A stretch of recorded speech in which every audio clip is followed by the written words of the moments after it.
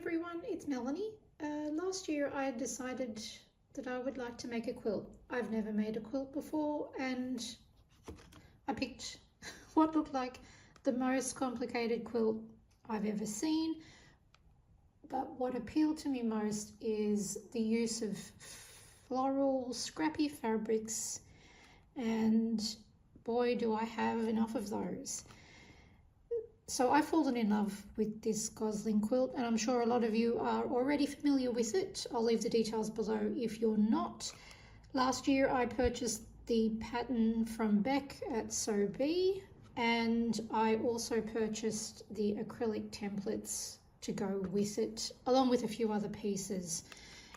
I picked it up just after Christmas and I have been working on it since the 1st of January, I think. I'm making good progress. I thought maybe you'd like to see what I'm using. Keep in mind, I am a first-time quilter. I may be doing things not the same way that everyone else does. I'm probably using some fabrics that are a bit questionable in a quilt, but I love them and I'm using them. So where do I start? I mentioned I'm using the acrylic templates to cut out each of the pieces, okay, which are really easy to use. For that, I'm using a rotary cutter, pencil sharpener, and a ruler. You can use you're probably using a quilting ruler. I think I've got one, but this was to hand. I've got a pair of scissors, which I bought from Lincraft years ago, and I probably need a better pair. I've got some tiny scissors that I take with me when I am sewing on the train. I've got the clover applique pins. I'm using Bowen needles on milliner needles. I think I'm using number 9, which I find the most comfortable for me. I'm using the Meshler silk finish thread, which I did buy from Beck. This is in the colour Dew. I've got a small needle book that I made years ago from it must have been a free pattern somewhere, but for the life of me I can't remember where I found the pattern or if I even have it still, but it's got a couple of pockets and technically room for your roll of thread to tie up. When I am traveling to and from work, I mentioned I take this on the train with me. So what I will do is the night before have my pieces ready, prepared. I will most likely thread 2 needles ready to go. I keep everything in this makeup bag. Again, don't know where I got this from. Free, I think. I keep a takeaway container in the bottom just to keep it open. And I take my thread, pins, scissors, my needle case, and whichever pieces I'm working on at the time. I've got maybe a 30-minute journey on the train. If I can get a comfortable seat, I'm very happy to stitch on the train because the light is great and there aren't that many stops, so it's usually a smooth ride. So that's what I am using. You don't need much at all. It's a very basic kit. My dining table has been covered in fabric and bits and pieces since the 1st of January, which is fine. I just find somewhere else to eat. I keep my cutting mat here.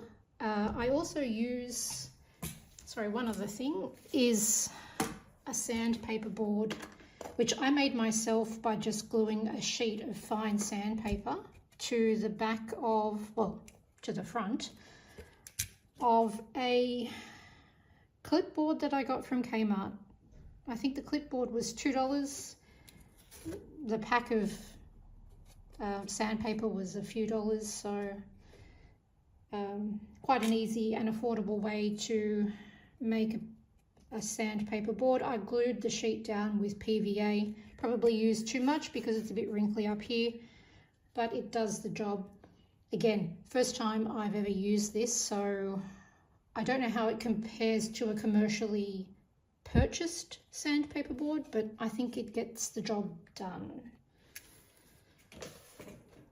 How else I keep organized? I've got, you know, takeaway containers on the table around me. I have a growing pile of small scraps that is sitting next to me, which I'm not doing anything else with at the moment because I would like to make some other things with it, you know, a few other projects, maybe put them in some sort of a book. I really like the way that Rachel had made her journal that's going along with Lulu's quilt. I'll link that if you're not familiar, but again, if you're here, I'm sure you know about Rachel. I might also make one of the fabric bowls that Sarah showed recently because I think they're pretty, and I've got, you know, a ton of scraps. So at the beginning, I started cutting out all the shapes from all the fabrics that I liked, and that probably wasn't the best thing to do, although it did help save some time when I was doing the center star, because this is probably the most time-consuming piece to start with. But in choosing a pair of fabrics that worked well and stitching those together first, I saved a bit of time in choosing and cutting and stitching this block, and then I just built the blocks around it. If you are working on the quilt yourself, hopefully you know what I'm talking about. This will make up one of the large hexagon blocks, I'm calling it. My theme is cats, and I'm using a cat fabric of some description in some part of each of the blocks. I am pretty sure this is the last large block that I need to make, and I do have some of the elements already stitched here. I just keep these in a pile. Behind me is my ironing board, which has been set up since the 1st of January with piles of fabric on it. I find it hard to pull things out and put them back. It's very time consuming, and I also need to see, you know, all of my fabric all at once so I can pick and choose my pieces. I don't know if there is a better way, but that has worked for me. Thankfully, there isn't anyone else here that I need to worry about, you know, in terms of taking up a lot of space with a lot of fabric. I have the luxury of being able to leave it out as I work. So what I am working on today is one of the half hexagons for the quilt. There will be 4 in total, and each of the halves will have half of the elements of one of the full blocks. It makes more sense obviously when you're looking at the pattern, although you need to concentrate when you're cutting some of the shapes for this half because they're slightly different to the full blocks. Last night I chose all the fabrics I was going to use, and I've decided to use a cat in the center for each of them, and I slept on it overnight, and I think I've decided these will be the fabrics I use. This morning I cut out each of the pieces, and so we're just going to arrange it to see if I'm still happy with the way everything looks. I'll zoom you out in a second so you can see the whole block. You don't have to do it on a cutting mat like I am. I'm just using the guides roughly, but any flat surface will do. No, that goes there. So these are the half triangles. You have to really think about the way that you're cutting them if your fabric is directional. or if you are fussy cutting some of the images like I have. I think I'm just going to move this over. So even at this stage, after I have cut out all of the pieces, there is still an option to change my mind and potentially use different fabrics. All of these are scraps anyway, so I'm not really losing anything if I decide not to use them in this particular block. I can use them somewhere else because I still have quite a bit of cutting to do.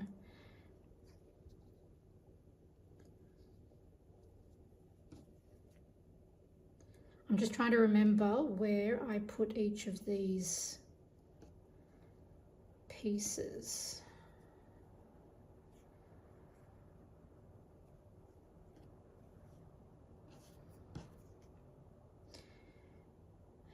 I'm missing something from here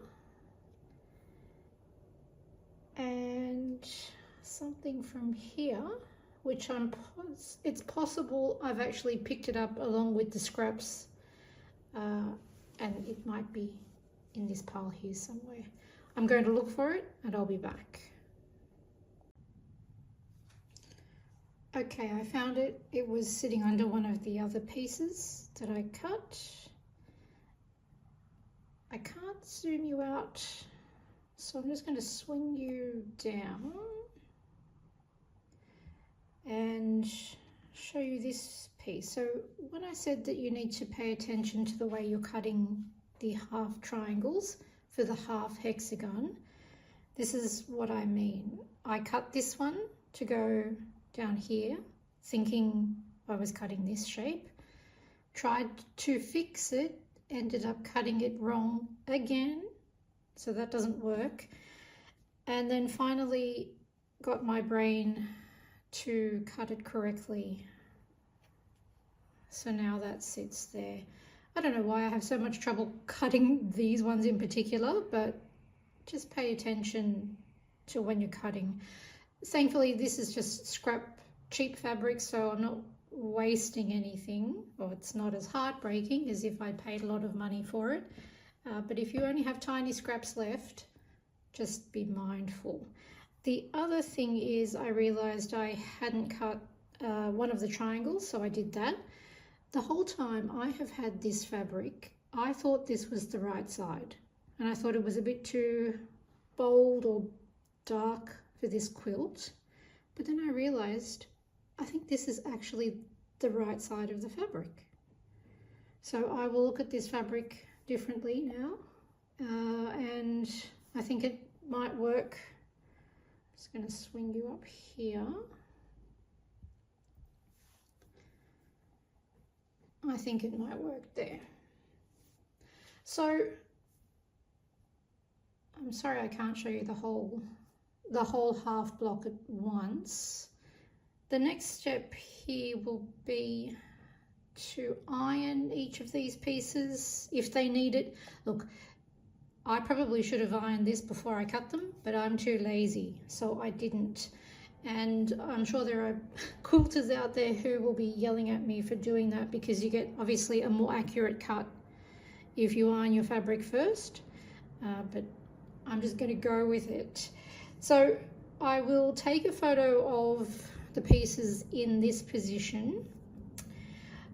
I'm pretty happy, I think, with the colors. The only thing is this blue one up here looks a bit out of place against the rest, but in relation to the other blocks of the quilt, I'm sure it will work.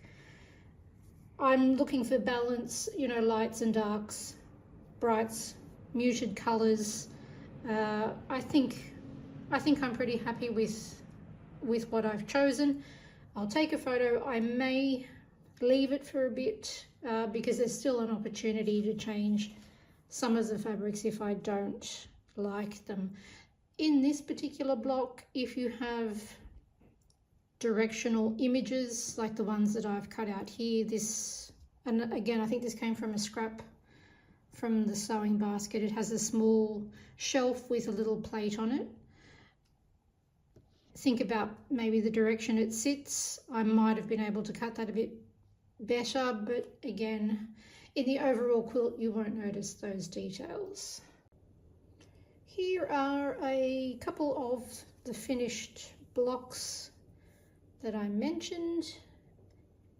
I've decided to keep the star points the same colour or the same fabric because when I first started, picking and choosing all of these fabrics was very overwhelming, and I couldn't add another layer of complexity to it by choosing different fabrics for each of the star points. And I point that out because originally when Sue Garrett, who designed this quilt, when she made hers, all of her star points are from different fabrics, and I absolutely love the way that looks. But when I first started, I just found it too much, so I decided to keep it all the same fabric. And I think a lot of people are doing the same thing. I think I've got this sitting the wrong way. It should sit that way. So a lot of different fabrics in here, some vintage, some not. This hasn't been ironed yet, apart from the center hexagon, and ironing this block or this element in particular was really difficult for me to begin with. I hadn't pieced anything together before. I hadn't ironed seams, hadn't really dealt with the number of joins that you have here, so I found it really difficult. Thankfully, I reached out to Sue, or she might have seen a post I put up on Instagram. She reached out to me, gave me some tips. I later realized there are also some photos in the pattern. The pattern is excellent, very helpful, and as a beginner for such a complicated quilt, I had no issue at all following the instructions and putting things together.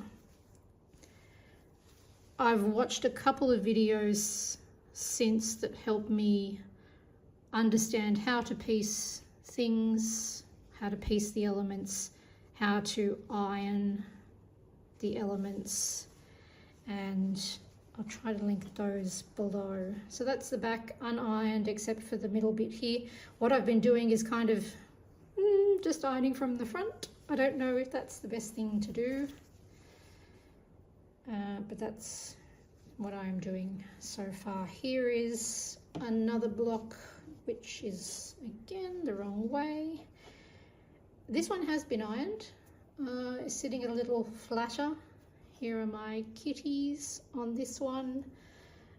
Where are they? On this block there are some very cute kitties here, which is fabric from the lovely Judy. Hello Judy. And maybe in another video I might talk through some of the other fabrics I'm using, because that has been the most enjoyable part of creating this quilt so far, is digging through all of the fabrics that I'm buying and not using and picking out ones that I love that go together very nicely. Here is another example of how I have ironed the seams on this one. So look, when I said I just iron from the front, that's not entirely true. I have spent a bit of time trying to iron the seams as best I can, opening out the joins. This one has a very lovely detail on the back where some of the pattern from the front has formed its own little flower, which is a really cute detail, and I'm really sorry that I'll have to cover that up when I go to actually join all the pieces together. Is there anything else? If you have questions about how I've put things together, how I'm working, what I'm finding difficult or not, or if you're looking for tips, I will answer them as best I can. Let me know if you think you want to see some more of the blocks and some of the fabrics that I'm using in here. I might come back on and show you how I'm choosing fabrics and putting some of the blocks together. If not, I will see you in the next video.